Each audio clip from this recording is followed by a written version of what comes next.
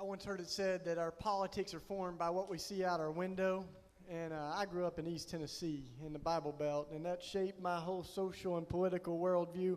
My dad was in Vietnam. I can remember when I was in high school, I helped organize the Bush Quail campaign in 1992, and I had I don't say that everywhere. But I had all the right answers to all the big political questions like abortion and homosexuality, all those things Jesus had so much to say about, and then I began to see that all ideologies are pretty empty. And if there's anything I've learned from both liberals and conservatives, it's that you can have all the right answers and still be mean. And nobody wants to listen to you if you're mean. And Jesus isn't just about having the right political views or rhetoric. In Jesus, we see an invitation to join up and join a movement of people who embody their politics by who they are. A movement that embodies the good news of Jesus. That's what I love about Mother Teresa.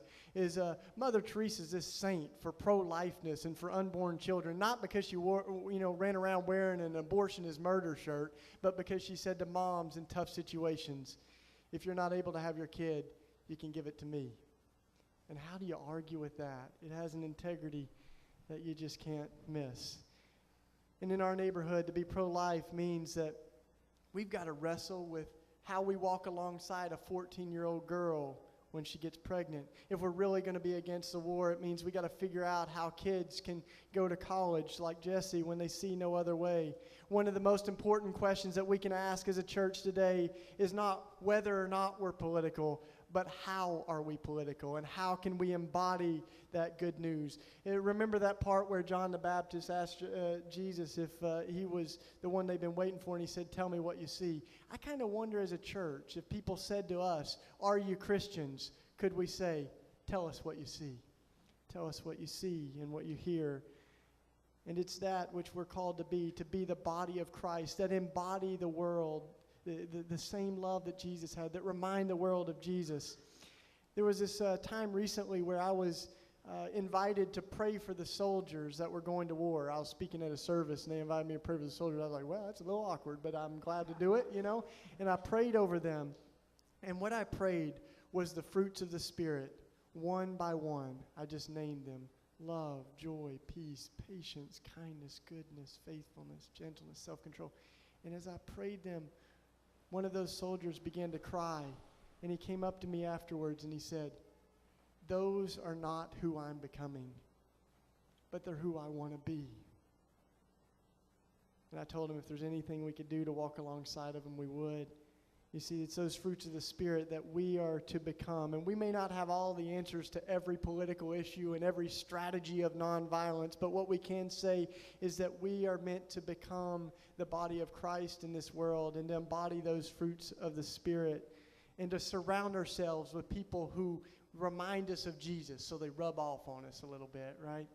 One of those people in my community was a young lady named Lydia. She was one of those little women, but she was a spitfire, and there was one day she was on the train, and somebody pulled a knife on her, and they said, here's what's going to happen. You're going to give me your bag, get off at the next stop, and not say a word about it.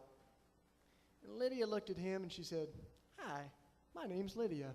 And I'm from Brazil, and my bag's filled with pictures of my family and addresses of folks I love. It won't mean anything to you, but I'm sure you're after money, and there's no money in my bag, but I've got some money in my pocket, so here's what we'll do. I'll take out $20, give it to you, you get off at the next stop, and I won't say anything. And it worked. It worked. And we embody that goodness, not so people look at us and they see how good we are, but they look at us and they see something peculiar and can't help but say, how good is their God. Also consider the Amish, who understand well what it means to be a peculiar colony of heaven, people who are living as strangers in a foreign land, resident aliens on earth. It's easy to imagine the questions of the young Amish children growing up and saying things like, why can't we have an Xbox? Or why do we dress like this? Why don't we have cars? And you can almost hear their parents explain, other children may do these things, but, you're special, you're different, you're Amish. You have a different story, a different we, as I said, and live in a different way from the other people in this world. And with that, then you can understand why what happened a year ago. A shooter came into their school, murdered several of their children, and how did they respond? They showered the shooter's family with love. They went to his funeral. They fascinated the world with their grace. This is why we rejoice in that Christian peculiarity and write in our book with a little bit of tongue-in-cheek, Amish for Homeland Security. What would it look like? Christians have a different way of seeing the kingdom, don't we? In Belize, I met a group of Mennonite farmers who have found creative ways to bless the world around them and be this alternative that we're talking about. They're exceptional at growing their own food, making their own clothes, timber, and houses. They even run a horse-drawn sawmill. But they've definitely known trouble. A robber recently came into their community while they were away, broke into their houses, and took all their money. The police found this man and imprisoned him. In response, the farming community did two things. First, they started printing their own money that is utterly useless in the national economy and only useful at their farming stands. Now, if you want to steal from them, you should just ask them. And you can, pretty much all the goods that they have are just their food from the ground, and they would be happy to give them to you. But the second thing they did was that they hunted this man down, and they knew he was going to get out of jail soon. So they found this guy, and then they went and they built him a house. Without a doubt, this thief was converted. Most of us find ourselves either complying with evil or simply just trying to resist it. But this group's communal, economic, and spiritual strength helped them live out without the fear that is so common in our hearts, and rather move to overcome evil. This is a testimony to the power of Jesus in the church. We can't all just be our little individuals believing in Jesus, but we must be digested into the larger body of Christ. And we can never expect the government to be what God has commissioned the church to be. After all, even the best government can never legislate love. And we can build hundreds of units of affordable housing, and I hope we do, but people can have a house and not have a home.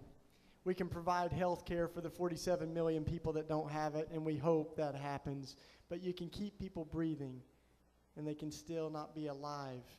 We can create laws that enforce good behavior, but no law has ever changed a human heart or reconciled a broken relationship, and that is what the church is meant to be. There's a beautiful story of a group that couldn't wait for Congress to solve the health care crisis in the U.S. And what they did was, it was a group of about 400 folks. The pastor had an accident and didn't have health coverage, so the community came together and they said, okay, we're meant to bear each other's burdens, so we're going to pass the hat and we're going to cover your medical bill. And they did it. And it worked so well that the pastor ended up going, hey, this isn't just about me, but we can do this for each other. And they continued to pool their money together to meet each other's medical bills. And every month they would send out a newsletter of who's in the hospital, and they were praying for each other. And now that little group of 400 has grown to over 20,000 folks. I'm one of them. And over the last 20 years, we've met $450 million in medical bills. And every month I get a little letter and know who we've taken care of. It's one of those embodiments of hope. Another experiment in being the church that we're part of is something we call the relational tithe. There's dozens of us all around the world, whether in San Francisco or Cuba or Africa, and we maintain contact by talking about the needs of our neighbors or even our own. Whether you make $10 or $10,000 a month, we're all committed to tithing in 10%. We felt that the church's tithe is not so much meant to maintain buildings, staff, and administration, but to be an instrument of God's redistributive economy. All offerings and needs are brought before the community and shared, just like they were in the early church, but now we can email internationally and wire money, kind of different. Regularly, the needs of our neighborhoods and villages are also brought before the community, and then we meet them as we're able. So we view neighboring needs and challenges in a whole new light. We're also committed to building relationships that tear through the economic walls that formerly divided us. From economists to homeless folks, all the time trusting that together we can do more than we can do alone. Together we've helped friends get cars, kept friends' utilities on, created new jobs, sent kids to summer camp, and brought loads of food and necessities.